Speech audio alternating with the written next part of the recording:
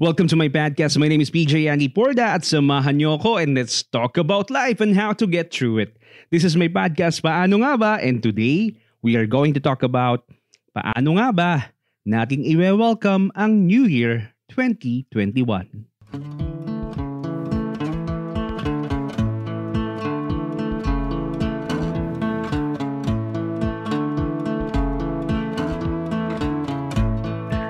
Marami siguro sa atin ang hindi na makahintay at excited na magpaalam sa taong 2020.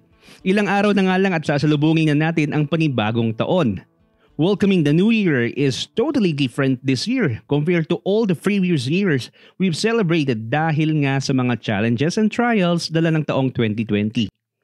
And because we are still not out of this pandemic yet, many of us will not be able to welcome the coming year gaya na nakakaugwalian natin with our families and loved ones. Hindi lang din tayo mamamaalam sa isang taong nakalipas. We are also ending a decade. Isang dekada na ang muling nakalipas and we are going to start a new decade. Starting a year is like making new beginnings sa maraming aspeto ng ating mga buhay.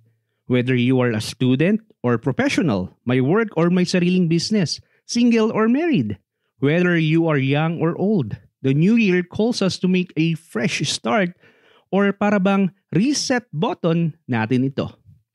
Let's start the new year off with more motivation, enthusiasm, positivity, inspiration, faith, and hope, and with great expectation and anticipation that the year 2021 will be our best year so far.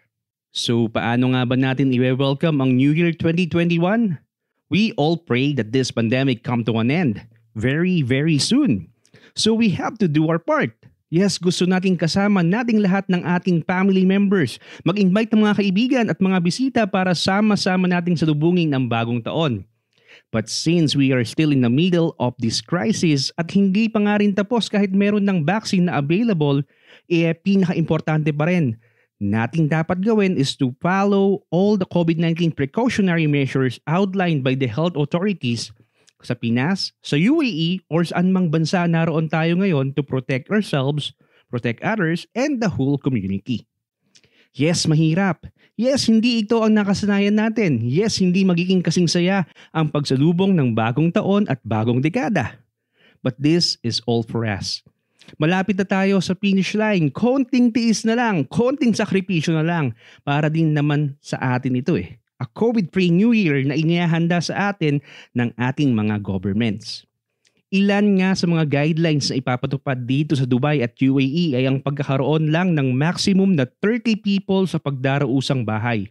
Provided na makakapag-comply ka sa rule na 1 person per 4 square meter of venue space.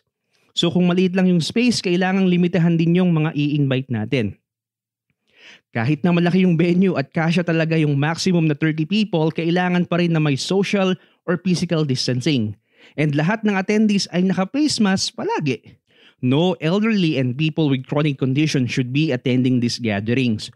Huwag na nating ipilit pa. Kung mahal talaga natin ang isa't isa, protektahan natin ng ating mga nakakatanda at mga kaibigan at pamilyang may mga karamdaman. At kung ikaw naman ay nakakaramdam ng fever, cold or flu sa bisperas ng bagong taon, huwag na rin tayong umattend. Just take rest at magpagaling tayo. Here in Dubai, to make sure that everyone will adhere to these rules, any violators will be fined with 50,000 dirhams or about 650,000 pesos. Kaya mga kababayan, sumunod po tayo sa mga alintuntuning ito. Salubungin natin ang bagong taon ng may ibayong pag-iingat. Pagkasyahin na muna natin na mag-enjoy at magsaya kasama ang buong pamilya at mga kaibigan through Zoom or any video calling applications. Ligtas na at siguradong safe na safe pa ang bawat isa. So paano nga ba natin i-welcome ang New Year 2021? Dahil New Year, mawawala ba ang New Year's resolution? Mahirap gumawa ng resolution sa parating na taon. Again, dahil nga sa mga nangyari sa atin ngayong taong ito. Maraming plano ang naudlot, maraming ideas ang naisang tabi, maraming mga pagbabagong ninais natin doong nakaraang taon ang hindi natin nakaisatuparan. Dahil bago pa man natin simulan ito, nag-lockdown na and we were all caught up in this pandemic. But this should not hinder us to make fresh resolution. What happened in the past year should not hinder us to renew our great plans and ideas. We should make every effort to improve ourselves and our situations as the new year begins. Sabi nga, New Year is another chance for us to get it right.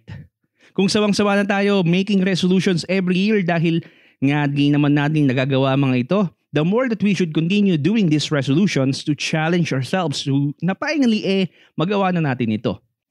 Marami sa atin ang number one goal is to be healthier next year. Lubos nating naunawaan ang value ng ating kalusugan. Baliwala lahat ng mga magagandang damit, sapatos, alahas, perang naipon, bahay na naipatayo kung may sakit naman tayo.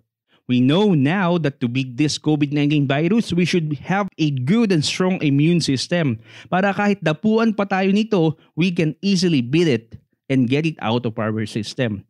Kaya sige na, let's all challenge ourselves to live a healthy lifestyle and to stay fit and healthy. Kung gagawa daw tayo ng resolution, dapat mas challenging daw ito. We should push ourselves para di tayo maging complacent. Halimbawa, ang goal mo is magamit na ulit yung mga pantalon at damit na naisusuot mo 3 years ago pa. Instead na doon mo lang tapusin yung goal mo, challenge yourself not just to lose weight, but to join a marathon na merong specific na timeline. Mas macha-challenge kasi tayo kung merong time frame na sinusunod kesa wala.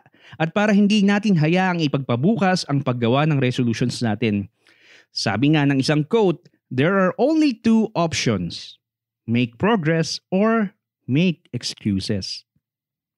Mainam din na meron tayong mga accountability partners para na-check nyo ang isa't isa. Na-challenge nyo ang isa't isa. Kung kinatamad na yung isa, mapupush siya na ipagpatuloy yung ginagawa nila. If someone is doing better, it can serve as an inspiration for the other person to not give up. Or pwede ring make a commitment to your friend's family member or anyone who you would like to check on you. Hindi mo man sila kasama sa paggawa ng challenge mo, but with them checking on you, you will strive to do your best and finish the task. They will also serve as your cheerleaders. It is a great encouragement kapag alam mong may mga nai-inspire at natutuwa sa pagkamit mo sa iyong goal. I-celebrate natin ang mga small achievements natin as we fulfill our resolutions and goals. May mga pagkakataon na hindi talaga natin 100% na magagawa ang mga ito. But those na nagawa natin and na-fulfill natin, dapat maging positive tayo sa mga ito. Halimbawa, ang goal mo is to lose 15 kilos sa isang taon pero 10 kg lang ang nakayanan mo. Don't be upset and be disappointed at yourself. Instead, magpasalamat ka at nakayanan mong magbawas ng 10 kilo sa iyong timbang. Any activity, any achievement is always better than having none. Sabi nga ni John C. Maxwell, you'll never change your life until you change something you do daily. The secret of your success is found in your daily routine. Remember, you are never too old to set another goal or to dream a new dream. Kaya sige na, make that New Year's resolution. So paano nga ba natin i-welcome ang New Year 2021? Naiintindihan naman natin kung ang ilan sa atin ay ayaw na at gustong-gusto nang matapos ang taong 2020. Lahat tayo ay affected ng pandemyang nangyari sa buong taon. But some of us were affected big time. May mga nawalan ng trabaho, nabawasan ng sweldo, nalugi sa negosyo, nawalan ng pagkakakitaan, or nawalan ng mahal sa buhay. Pero ano pa mang hindi gagandahang mga pangyayari ang ibinigay sa atin ng taong 2020, meron pa rin tayong mga bagay na dapat ipagpasalamat. Kaya let's have a smile in our face and have a thankful heart as we bid farewell sa taong ito. Despite the pandemic, we have a lot to be thankful and grateful for this year. Listen to some of these reasons na maaari nating ipagpasalamat and let me know if you agree with them. Unang-una na, buhay tayo, bumabangon tayo, gumigising tayo, malakas tayo at malayo sa sakit, maging ang ating buong pamilya. Ipagpasalamat natin na kahit na patuloy na tumataas ang COVID-19 cases sa buong mundo, hindi hinahayaan ng Diyos na magkasakit tayo nito. Or kung isa ka man sa nagkaroon ng karamdamang ito, lalo nang dapat ipagpasalamat ang masasabi nating pangalawang buhay at pangalawang pagkakataon na ibinigay sa iyo ng Diyos para ipagpatuloy ang misyon mo sa mundong ito. Marami sa ating mga kapamilya, kaibigan at kakilala ang marahil ay hindi na natin makikita sa mundong ibabaw kahit tapos na ang pandemyang ito. But we should still be thankful that God have allowed us to know them and have those wonderful memories na kasama natin sila that we can cherish for the rest of our lives. Dahil din sa pandemic dito, mas naging close tayo sa isa't isa. Bagamat hindi tayo makabiyahe, hindi tayo makauwi sa ating bansa at makasama physically ang ating pamilya, nagkaroon ng ways para maging connected tayo at makapag-communicate sa isa't isa. Maging doon sa mga matatagal na nating hindi nakikita ng kapamilya at kaibigan. Dahil sa pandemyang ito, nagkaroon na ulit tayo ng way to be connected and communicate to each other. Marami ang nawala ng trabaho at pagkakakitaan this year. So, if isa tayo sa hanggang ngayon ay may work pa rin, kahit bawas pa yung sweldo, pasalamat tayo sa opportunity na makapagtrabaho and provide for our family's needs. At dahil din dito, we learn to share our blessings lalo na doon sa mga higit na nangangailangan. Nagkaroon tayo ng pusong may pagmamalasakit sa ating kapwa. Muling umiral sa atin ang bayanihan at pagtutulungan. We realize more than ever ang importansya ng ating mga frontliners, our service providers, our government and government personnel, those in police and military services para pangalagaan at siguraduhing ligtas ang ating pamayanan at hindi nagkukulang sa ating basic needs. Kaya every time we see them, lagi natin silang pasalamatan. May mga bagay rin tayong bagong natutunan, things that we don't expect we have and can do before this pandemic. Natuto tayong maging resourceful and learn how to innovate and reinvent ourselves to fit in our new normal and our new world. Kaya kung iisipin lang nating mabuti at ibubukas ang ating mga mata at ating mga puso, for sure hindi lang naman masasamang alaala ang iiwan sa atin ng taong 2020. Marami rin tayong dapat ipagpasalamat at dumating sa atin ang taong ito. So paano nga ba natin i-welcome ang New Year 2021? Katatapos pa lang ng masayang pagdiriwang natin ng Christmas pero after ng Pasko, unti-unti itong napapalitan ng pag-aalala, takot at pangamba sa papalapit na pagdating ng bagong taon. Paano nga ba ang magiging takbo ng buhay natin sa taong 2021? Malalampasan din ba natin ito gaya ng nakaraang taon? May work pa kayang naghihintay or darating sa susunod na taon?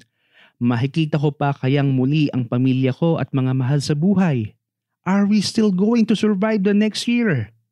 Maraming tanong, maraming agam-agam, maraming pangamba. Tunay namang wala sa atin ang nakakaalam ano ang naghihintay sa ating lahat sa darating na bagong taon. Pero instead na mag-focus tayo and put and waste all our energy to the unknown, let us focus our hearts, our minds, our strength, our lives, and our hope to the Lord.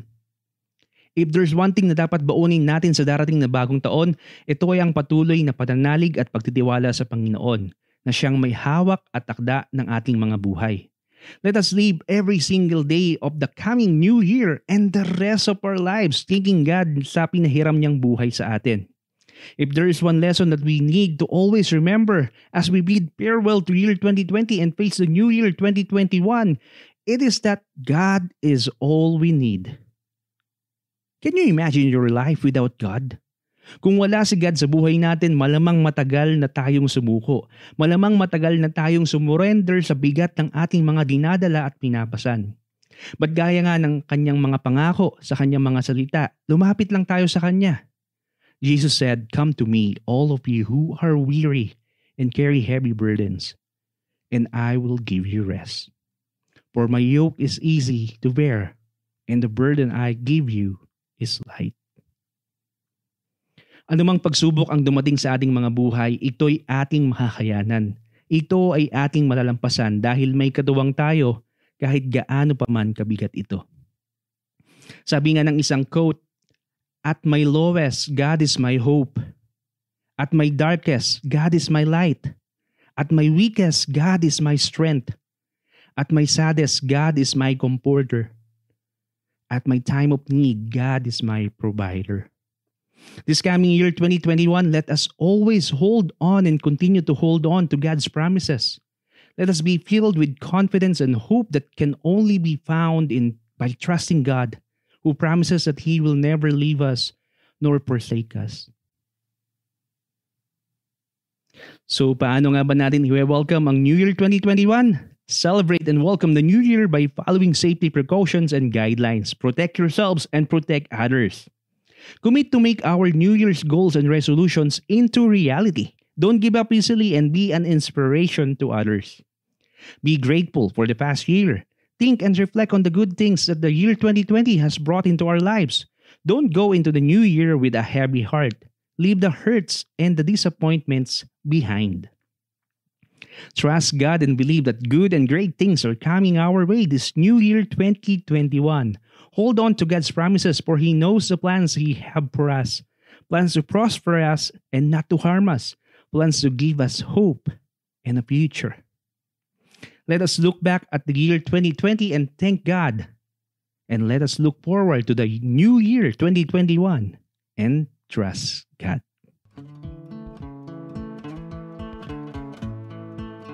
Salamat for joining my podcast. I hope you learned something and I hope you enjoy listening to it. Let me know your thoughts and I hope to see you again in our next episode. So this is Paano Nga Ba with PJ Antiporda signing off and saying God bless us all. At isang taos-pusong pagbati po mula sa aming buong pamilya ng isang mapagpala, maligaya, maginhawa, malayo sa anumang sakuna at kasakitang bagong taon sa ating lahat. Happy New Year, everyone!